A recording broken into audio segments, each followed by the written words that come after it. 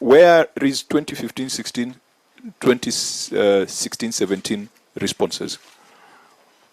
Mr. Chairman, you know very well 15-16 and 16-17, I was not in the office, and getting those documents has been very difficult, Mr. Chairman. That's why we are able only to table the much we can get. Yeah, because we need to understand, the law is clear. The story that you're not the governor does not hold. So does it mean the governor cutted away documents, burnt documents? Mr. Chairman, we found a system that is completely collapsed.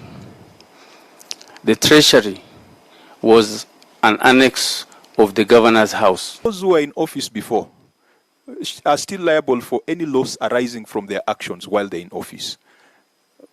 And if you feel that there is some liability, put it to us as a committee so that we make recommendations.